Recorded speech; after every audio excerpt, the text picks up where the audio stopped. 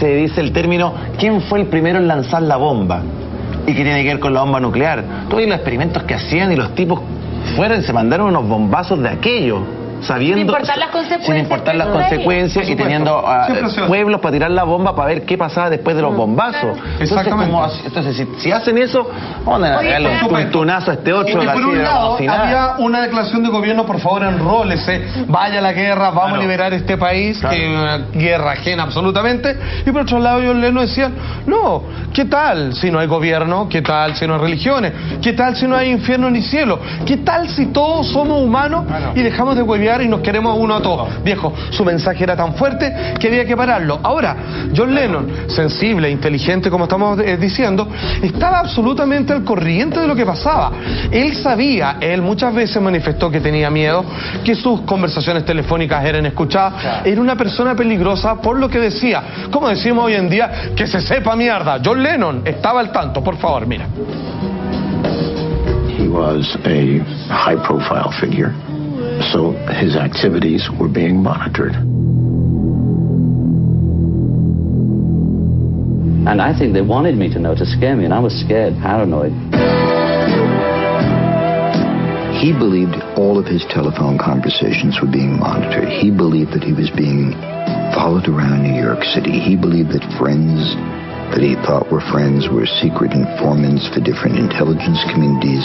We were just shocked, and we were really scared. Por supuesto, tenían presiones de todos lados, sabían que eran... De hecho, sospechaban de sus amigos, sabían que muchos amigos que se acercaban y para ellos eran de la idea de como, hoy te vengo recién conociendo, buena onda, anda de departamento, pero que muchos de ellos eran infiltrados, que hacían comentarios respecto a la vida diaria, minuto por minuto, de un activista tan grande como era él, que él obviamente él no trabajaba por el dinero, cosa que el problema que lo tenía solucionado en la vida, sino que claramente hacía una invitación a que fuéramos todos personas, sin divisiones por ideologías, gobierno, o por raza, por lo que fuera, para hacer solo una raza humana, una sola raza humana empujándose adelante. La popularidad. Le canta el amor. Acuérdate que en algún momento ellos mismos dijeron, el propio Lennon, que eran más populares que Cristo. Exactamente. Y eso, claro, sonaba una exageración, ¿no es verdad? Pero evidentemente John Lennon era un personaje, como decía ahí, de altísima figuración pública y que generaba un discurso político muy sensible en la época. Claro, cuando escuchamos a Nixon era previo a Vietnam o durante Vietnam.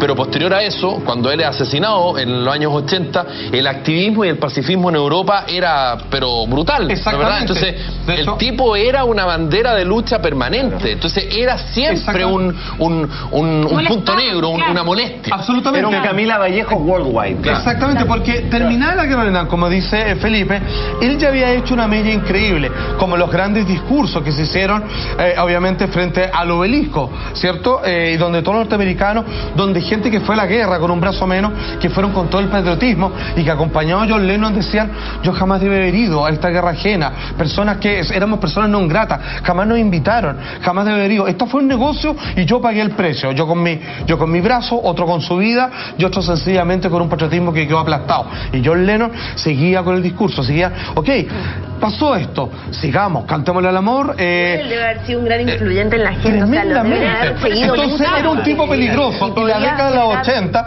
que venía, digamos, toda la generación de probablemente los peores presidentes de Estados Unidos, obviamente él era el enemigo público número uno para el estamento norteamericano. Ahora, si ustedes tienen alguna duda respecto a esto, que andaba de paranoico John Lennon, líder de los Beatles, porque eso es lo que era, fíjense que este teniente encargado precisamente de espionaje y una de las autoridades tipo CIA que hizo seguimiento a John Lennon, que era parte de su trabajo en aquella época, miren lo que dice él con toda la valentía del caso. Chapman podría haber escapado muy fácilmente en el momento en que asesinó con 5 disparos a John Lennon, con haberlo querido, o sea, le tenía que haber arrancado y nadie hubiera sabido y ya está. Tenía el metro al lado, obviamente, el subterráneo, y no había nadie cerca que pudiera haberlo parado. En cambio, Chapman se sentó y se puso a esperar como si hubiera cumplido una tarea. Y quiero detenerme en esto. Esto es el teniente Arthur O'Connor, policía de Nueva York, en aquel caso que obviamente él después en sus memorias confesaba que hizo varios trabajos de información para la CIA y que hacía pitutos obligados para el gobierno. Les vuelvo a repetir, cuando este fanático de John Lennon inexplicablemente le pone 5 disparos, horas después de que felizmente conversa y le firma un disco, lo pillan leyendo este libro que es un clásico en la literatura norteamericana. Fíjense que ya en aquel entonces se deslizó, logró colarse algo que se conoce como el proyecto MK Ultra. ¿Qué es el proyecto MK Ultra? Es crear a través de un sistema hipnótico muy fuerte, junto con drogas, a personas que, tomadas al azar, civiles cualquiera, habían personas que las metían en un avión, las mandaban a Europa, les decían, ya, cuando escuchas la palabra tanto, cuando ya que va a ir a misa, así como el efecto Zoolander. Exacto, Zoolander, eso es, se les prendía algo, a sacar una pistola, mataban a alguien, lo recogían, lo metían en un avión privado de vuelta y de repente una dueña de casa, claro, la persona no tiene nada. ¿Por qué empezaron a haber juicios al respecto? Porque empezaron a recordar dueñas de casa que llegaron tarde a recoger a su hijo al colegio y de repente comenzaron a tener sueños recursivos de que obviamente habían asesinado a una persona y después se topa con la noticia de que eso sí ocurrió, pero en otro estado y muchos años después. En el caso de Chapman también, de alguna manera, como lo dice el teniente de la policía de Nueva York, dice, qué loco que él no haya arrancado, siendo que no se le notó que estaba bajo la influencia de ningún estupefaciente, siendo que nunca se le declaró demente, nadie hasta ahora explica por qué no arrancó, y estaba leyendo este libro que ha sido vinculado a varios casos que ha habido un asesinato por medio y con este mismo gatillo. Y por si fuera poco, que el mismo Chapman hable respecto... Exactamente, mira. Lennon pasó a mi lado y entonces escuché en mi cabeza, hazlo, hazlo, hazlo, una y otra vez. No recuerdo tener intención de hacerlo. Debí de haberlo hecho, pero no recuerdo siquiera haber apuntado o como quieran llamarlo.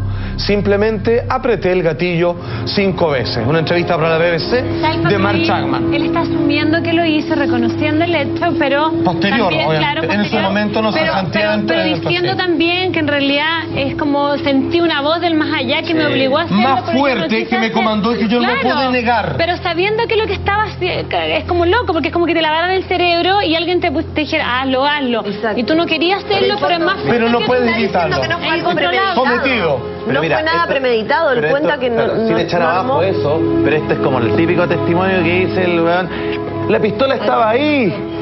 Por supuesto. El cuchillo estaba ahí. Pero por eso lo pusimos al final, porque no hay, no hay que desconocer el informe policíaco, y el hecho de que, si bien no se le fue detectado ninguna manifestación de desequilibrio mental, ni drogas, ni alcohol, ni nada, el tipo no arrancó, porque por último, ya me vino un brote, lo maté y apretó cachete. El tipo obviamente se quedó ahí y posteriormente, hasta el día de hoy, dice que no sabe por qué. Y una vez más, una vez este libro está de por medio. No resolver, 7 veces. Pero no, a la locura, nunca, ¿no? porque obviamente salió completamente sano en todos los exámenes que se le han hecho.